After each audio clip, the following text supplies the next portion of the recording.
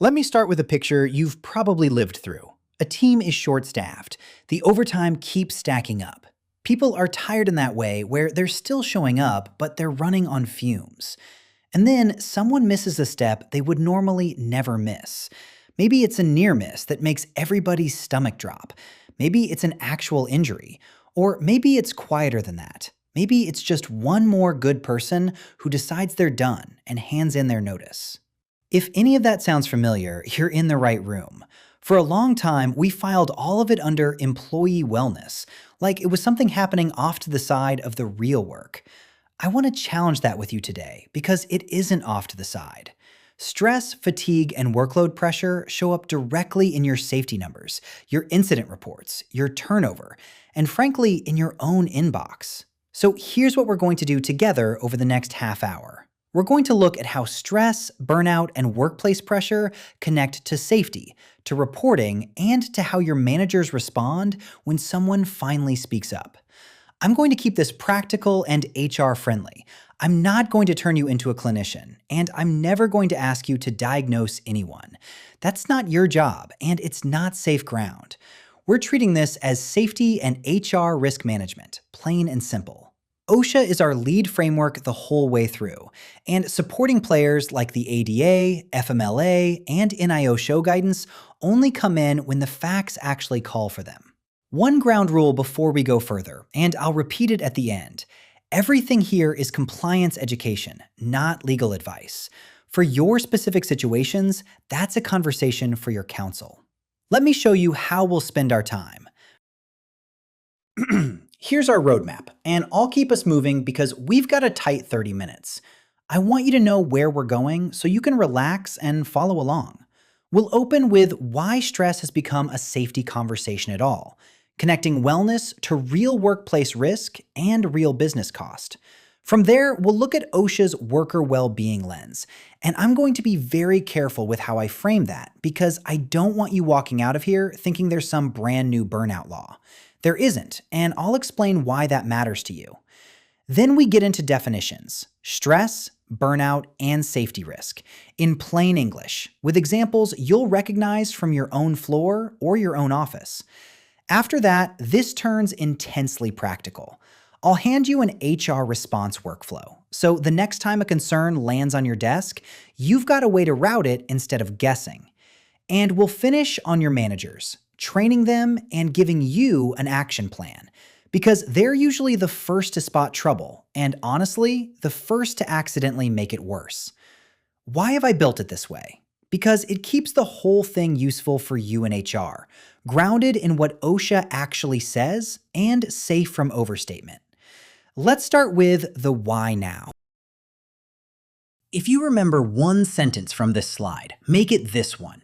Burnout is not just an employee wellness issue. Now, why am I so insistent on that? Because when you sit where you sit, in HR, in operations, burnout almost never walks in the door announcing itself as burnout. It shows up in disguise.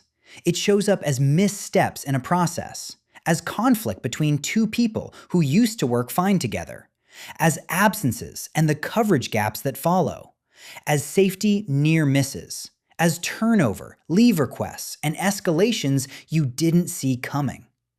Let me put it in the 3 buckets you can actually do something about. First, operational risk, mistakes, rework, lower productivity, and coverage gaps when people are stretched too thin. For example, in a typical workplace scenario, a warehouse running mandatory overtime through a peak season starts seeing more mispicks and more rework on the night shift. Nobody filed a complaint that says, "We're burned out," but the error rate is telling you anyway. Second, safety risk. Fatigue and poor judgment leading to near misses and a higher chance of a real incident. And third, HR risk. Complaints, leave and accommodation requests, and retaliation concerns when these situations get handled badly. Notice none of those 3 are soft, feel-good categories. They're cost, they're exposure, they're disruption.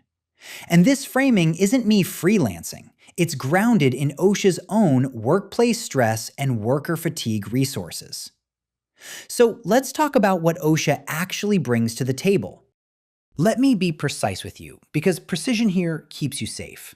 OSHA publishes workplace stress materials, and those materials support a broader safety conversation, one that takes in the stressors your people face, mental health awareness, how supervisors respond, and even how the work itself is designed.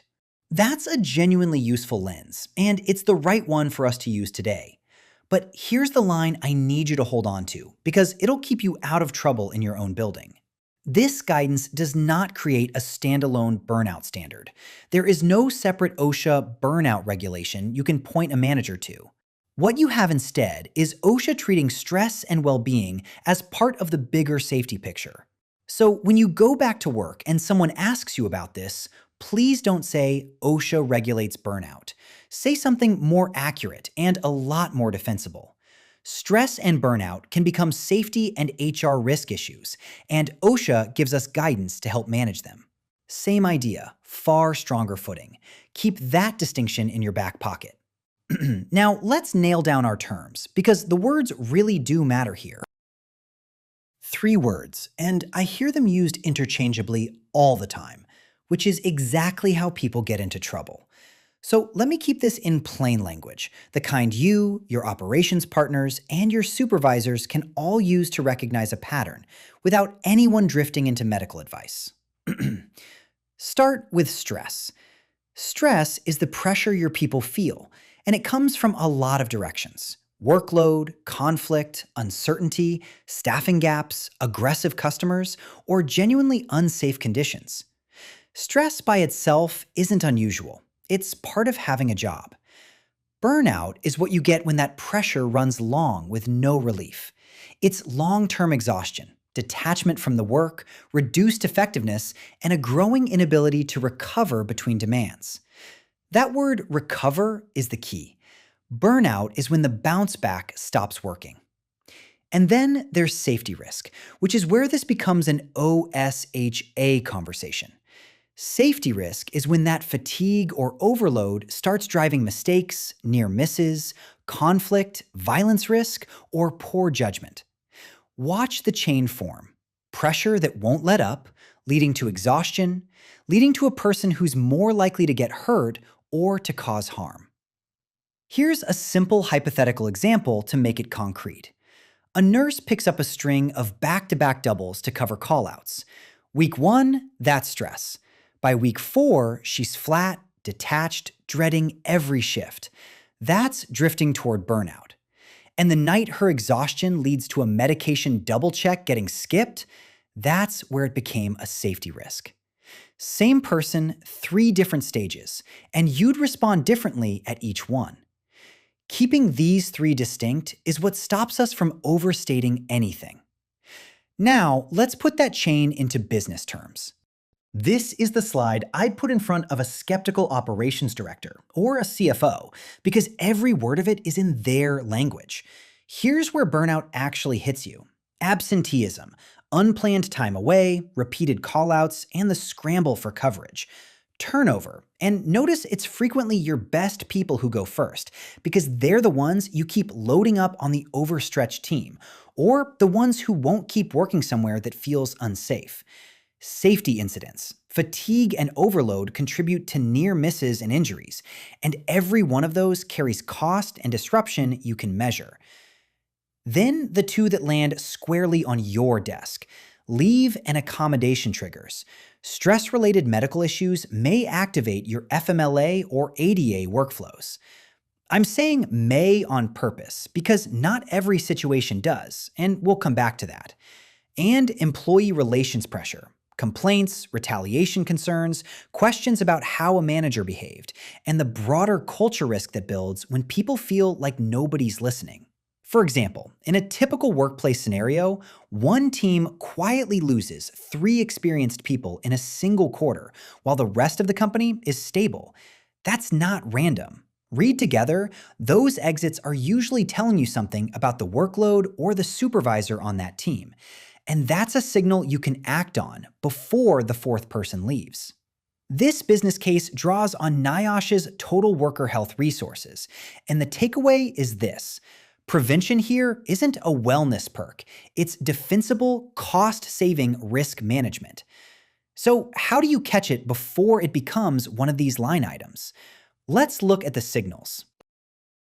Before I run through these, I'm going to set the rule that governs this entire slide, because it's the line between doing this well and creating a legal headache. You and your supervisors are training yourselves to spot workplace patterns, not to diagnose mental health conditions. Nobody here is being asked to play doctor. You're being asked to notice what changes at work. So, what are you watching for? Attendance changes. Someone whose pattern suddenly shifts. More mistakes than usual from a person who normally performs well. Near misses, and please treat those as the free warnings they are before an actual incident. Conflict spikes, where the friction between people or teams climbs. Workload complaints that keep resurfacing. Turnover concentrated in one specific team. That's a signal about that environment, not a coincidence. Fatigue reports, and people simply telling you they feel unsafe. Here's how I want you to hold all of it. Think of yourself as a smoke detector, not a physician. A smoke detector doesn't tell you what's burning or why. It just tells you something's heating up so you can check it out through the right channel. You are noticing the smoke and flagging it. You are not labeling what's wrong with a human being. For example, in a typical workplace scenario, a supervisor notices a normally reliable employee is suddenly late twice a week, snapping at coworkers and making small errors. The right move isn't, "What's going on with you mentally?" It's, "I've noticed a few things at work lately.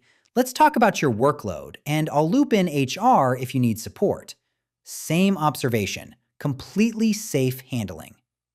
Now, where do these patterns connect most cleanly to OSHA? Let's anchor that. This slide matters because it shows you the safest and strongest places to make the OSHA connection. And the reason these three are the safest is simple. They're about workplace conditions you can see and control, not medical diagnoses. First, fatigue and long hours. Extended or irregular shifts can increase fatigue, stress, loss of concentration, operator error, injuries, and accidents. And your lever here is concrete. You can review staffing, hours, breaks, and environmental factors. That's something you can actually change.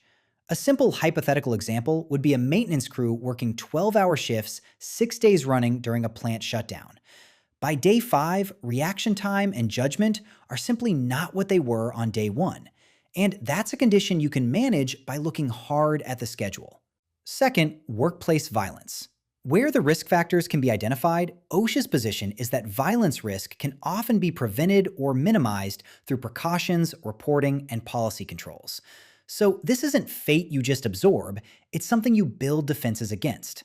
Think of a late-night retail or customer service setting where aggression is a known risk. Reporting channels and clear policies are exactly the kind of controls that reduce it. Third, recognized hazards, and this brings in the general duty clause.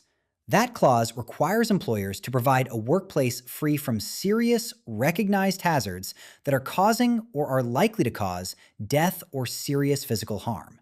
These three, fatigue, violence, and recognized hazards, are your anchor points, and they come straight from OSHA's Worker Fatigue and Workplace Violence Resources and Section 5A1 of the OSHA Act. OSHA is our core, but it isn't the only player who can show up. Let's see who else might. Keep OSHA as your main framework. That's the spine of everything we're doing. But depending on the facts, other agencies and obligations can come into play, and you bring them in only when the facts trigger a formal HR process. Let me walk you through the four. The Department of Labor and FMLA. Mental health conditions may qualify for job-protected FMLA leave, but only if the legal requirements are genuinely met. The EEOC and the ADA. Some mental health conditions may require reasonable accommodation, unless that would create an undue hardship for the business. NIOSH and the CDC. Their total worker health resources support work design, well-being, safety, and prevention across the whole organization. That's more guidance and best practice than enforcement. And state law plus workers' compensation. Paid leave rules, safety requirements, workplace violence laws, and workers' comp can all vary state to state, so what's true at one location may not hold at another. Now, here's a sentence I genuinely ask you to memorize because it'll keep you calm and accurate when things get noisy. Not every stress complaint becomes an ADA, FMLA, OSHA, or workers' compensation issue. Whew, let that take the pressure off. For example, in a typical workplace scenario, an employee vents that they're so stressed they can't take it anymore. That might be a workload conversation you handle with a schedule adjustment. Or, depending on what comes next, it might open an ADA or FMLA path. Your job isn't to assume either extreme. It's to listen, get the facts, and route it correctly, which is exactly what we're about to build. This is supported by the DOL's FMLA Mental Health Fact Sheet, the EEOC's ADA resources, and NIOSHA's materials. Let's turn it into a process you can use Monday morning. This is the operational heart of the whole session for you. When stress, burnout, fatigue, or a safety concern gets reported, what you need is a routing process. Not a one-size-fits-all wellness answer you hand to everybody no matter what they actually said. 5 steps, and I'll walk you through each with a picture. Step 1. Listen. Take in the concern and document it without judgment. You're recording what was said, not reacting to it. Step 2. Classify. Ask yourself honestly what this is. A workload problem, a safety issue, a harassment matter, a leave situation, a possible ADA accommodation, or a problem with one specific manager. Naming it right drives everything that follows. Step 3. Route. Send it where it belongs. Safety or EHS, employee relations, leave administration, your ADA process, or legal. Step 4. Act. Put the right response in motion. Interim support, a schedule review, a hazard review, or coaching for a manager. And step 5, follow up. Circle back and check whether it actually got better. Let me show you the whole thing in motion with a simple hypothetical. An employee tells you they're exhausted and they're worried they'll get hurt running a machine on so little rest. You listen and document it. You classify it. That's not just a wellness chat. That's a fatigue and safety concern. You route it to EHS and review the schedule. You act by adjusting the rotation and having safety check the task. And a week later, you follow up to confirm it's better. Listen, classify, route, act, follow up. 5 steps that turn a vague worry into a closed loop. And here's the thing. Most of these concerns hit a supervisor before they ever reach you. So let's make sure your supervisors are ready for that moment. Here's the honest truth about your managers. They're usually the very first to see the warning signs we talked about, and they're also the very first who can accidentally create legal or employee relations risk with one careless sentence. So manager training here is about response and escalation, not diagnosis. I want them confident about what to do and clear about what to leave alone. Let me make it real with the contrast on this slide. The thing to avoid is the dismissive brush off. Everyone's stressed, just deal with it. Picture that landing on someone who just worked up the nerve to speak. It shuts down reporting, it burns trust, and in the wrong situation, it can later read as proof a concern was ignored. Now, compare it to what you actually want to hear. Let's review the workload concern, and we'll involve HR if support is needed. Same conversation, completely different risk profile. One slams the door, the other opens the right one. So what does every supervisor need to know how to do? Recognize the warning signs. Escalate genuine safety concerns instead of sitting on them. Avoid making medical assumptions about people. No amateur diagnoses. Document the facts only. What happened and what was said, not their personal theory about someone's mental state. and steer well clear of anything that could look like retaliation against a person who raised a concern. For example, in a typical workplace scenario, a supervisor whose employee reported a fatigue concern suddenly cuts that person's hours or hands them the worst shifts. Even if it wasn't meant that way, that's exactly the kind of pattern that turns a manageable concern into a retaliation claim. Those 5 behaviors are the heart of safe supervisor response. Let's pull all of this into a plan you can carry out of here. This is the operational heart of the whole session for you. When stress, burnout, fatigue, or a safety concern gets reported, what you need is a routing process, not a one-size-fits-all wellness answer you hand to everybody no matter what they actually said. 5 steps, and I'll walk you through each with a picture. Step 1. Listen. Take in the concern and document it without judgment. You're recording what was said, not reacting to it. Step 2. Classify. Ask yourself honestly what this is. A workload problem, a safety issue, a harassment matter, a leave situation, a possible ADA accommodation, or a problem with one specific manager. Naming it right drives everything that follows. Step 3. Route. Send it where it belongs. Safety or EHS, employee relations, leave administration, your ADA process, or legal. Step 4. Act. Put the right response in motion. Interim support, a schedule review, a hazard review, or coaching for a manager. And step 5. Follow up. Circle back and check whether it actually got better. Let me show you the whole thing in motion with a simple hypothetical. An employee tells you they're exhausted and they're worried they'll get hurt running a machine on so little rest. You listen and document it. You classify it. That's not just a wellness chat. That's a fatigue and safety concern. You route it to EHS and review the schedule. You act by adjusting the rotation and having safety check the task. And a week later, you follow up to confirm it's better. Listen, classify, route, act, follow up. 5 steps that turn a vague worry into a closed loop.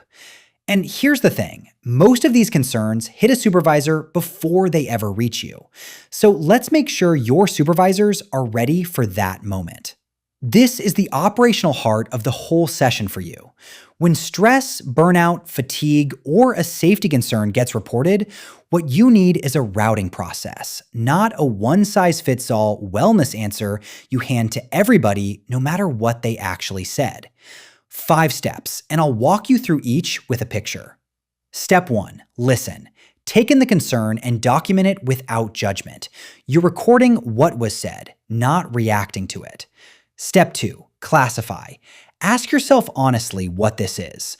A workload problem, a safety issue, a harassment matter, a leave situation, a possible ADA accommodation, or a problem with one specific manager. Naming it right drives everything that follows.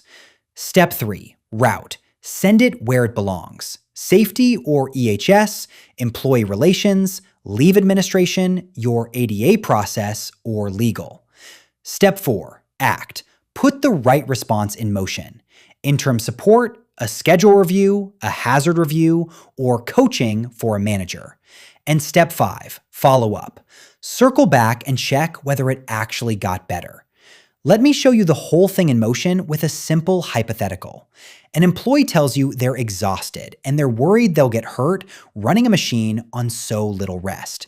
You listen and document it. You classify it. That's not just a wellness.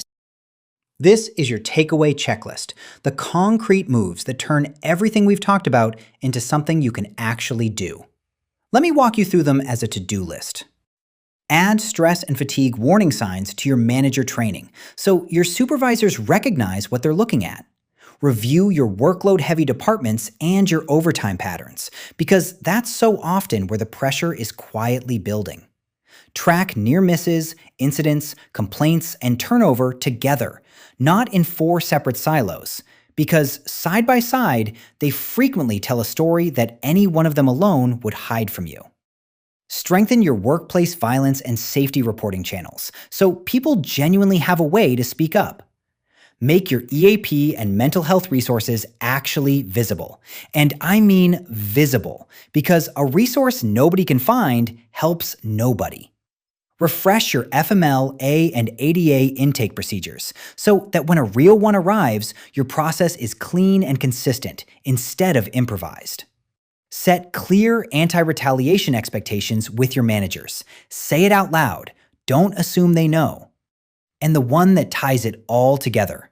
Coordinate across HR, safety and EHS, legal, operations, and your payroll and leave teams.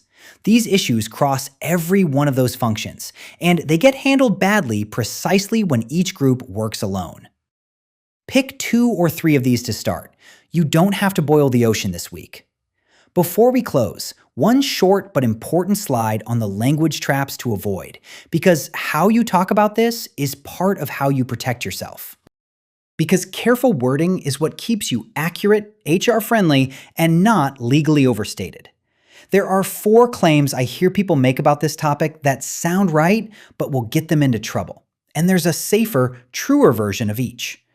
I'd encourage you to actually adopt these as your house language. Don't say, OSHA has a new burnout law. There isn't one.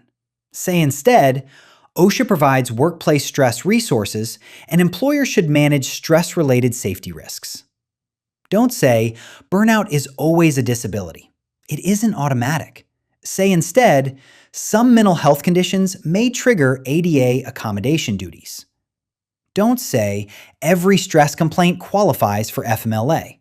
Most don't. Say instead, FMLA may apply when the eligibility and serious health condition standards are met. And don't say, HR should diagnose burnout. That's not your role, and it's a risk.